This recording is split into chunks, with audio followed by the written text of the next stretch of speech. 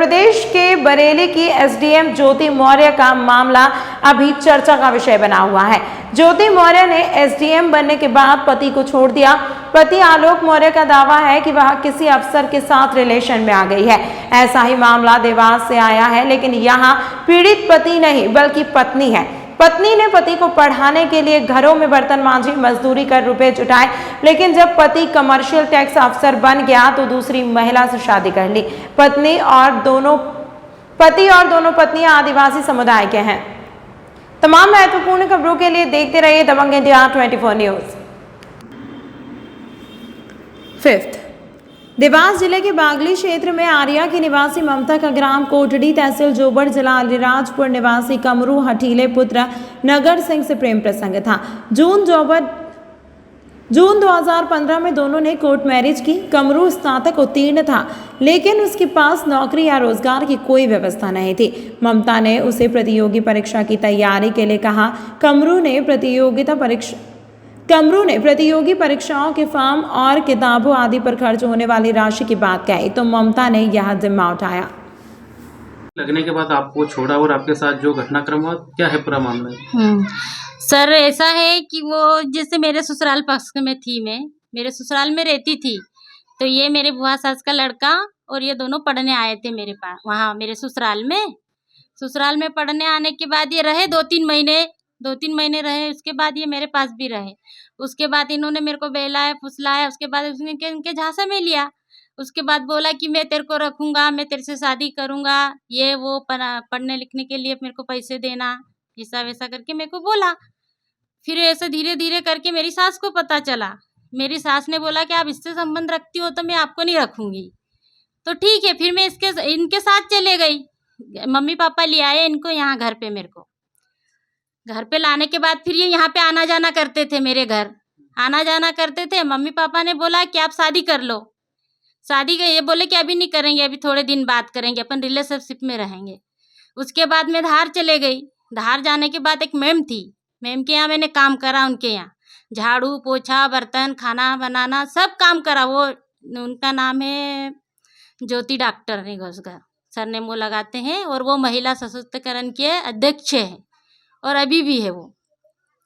उनके यहाँ से मैंने उनको काम कर करके पैसे दिए। मैंने 3-4 साल तक पैसे दिए उनको मैंने पढ़ाई करने के लिए। रिलेशनशिप में रहे हम जब तक। उसके बाद ये जैसे इसकी पीएससी की एग्जाम को जैसे इसने पेपर दिया, उसके बाद ये मेरे को छोड़ के भाग गया।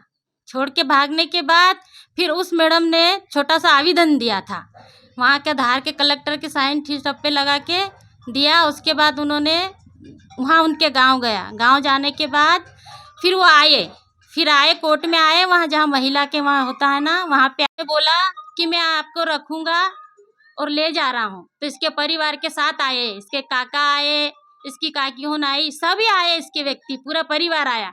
और जो रीति रिवाज से ले जाते हैं ऐसे ही मेरे को ले गए इनके घर।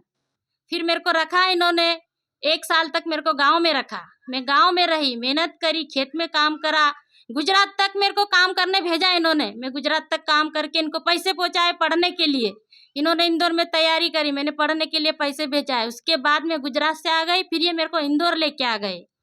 इंदौर में भी मैंने 2-3 साल तक काम किया। एक अग्रवाल स्कूल में काम किया, सन्मति स्कूल में मैंने काम किया, वहाँ भी झाड़ू पोछा बर्तन करा, सभी काम करा। अग्रवाल स्कूल में मैंने कंडक्टरी करी। जब वो एक बार निकला था महिला का कंडक्टरी का, जब मैंने कंडक्टरी करी, जब भी इसको पढ़ाया लिखाया। फिर हम इंदौर में रहे। फिर इनकी जॉब लगी। इनकी जॉब लगने के बाद शुरू स्टार्टिंग में इनकी जॉब लगी थी सिंगरौली। हम सिंगरौली रहे। सिंगरौली रहने के बाद फिर इन्होंने जो इनको वेटिंग में डाला था वो निकल गया, इसके क्लियर हो गया। तो फिर रतलाम हुई इनकी पोस्टिंग। फिर रतलाम रहे हम। रतलाम होने के बाद रतलाम में भी हम 2-1 साल रहे। उसके बाद इनका किसी से चक्कर चल गया। उसके बाद मेरे को इन्होंने 1.5 साल तक परेशान करा। 1.5 साल तक परेशान करा। जब भी मैं इनको छोड़ के नहीं आई मैं इनको छोड़ के। उसके बाद मेरे को इसने झूठ बोल के मेरे घर भेजा कि अपन प्लाट ले रहे हैं, तू जा वहाँ पे बातचीत करके आना। तो मैं वहाँ गई और जब फ़ोन लगाया बोले मैं तेरे को नहीं रखूँगा, तू अनपढ़ है, तू गंवार है, तू ऐसी है, फलाना है, ढिमका है, ऐसा करके मेरे को घर भेज दिया। ठीक है, मैं यहाँ रही, मेरे को लेने नहीं आया, वहाँ पे ताला लगा के उसके घर भाग गया। ठीक है। फिर मैंने यहाँ एसडीओ साहब के यहाँ काम करा, एसडीओ साहब के यहाँ मैंने खाना बनाया। फिर उन्होंने एसडीओ साहब ने छोटा सा आवेदन लिखा, फिर उन्होंने समझाने के लिए उसको बुलाया यहाँ पे। फिर वो बोलता कि उसके वकील को लेके आया, फिर समझाने के लिए कि बोले नहीं आपके बाद मेरे से कुछ गलती नहीं होगी, कि मैं इसको रखूँगा हमेशा के लिए। एसडीओ साहब ने पूछा आपका किस बात से विवाद होता है, तो बोले सिर्फ कुछ नहीं, बोले कि बच्चे के पीछे होता है, मैं अभी तैयारी कर रहा हूँ तो बच्चे नहीं। तो ठीक है, आप बच्चे आपकी तैयारी कर रहे हो तो नहीं, लेकिन अब मैं इसको कभी नहीं छोड़ूंगा, ज़िंदगी भर के लिए रखूँगा। ऐसा करके ये मेरे को ले गया यहाँ से। उसके बाद फिर 4 महीने रखा, 4 महीने बाद रखने के बाद ये फिर भागा छोड़ के मेरे को रतलाम में।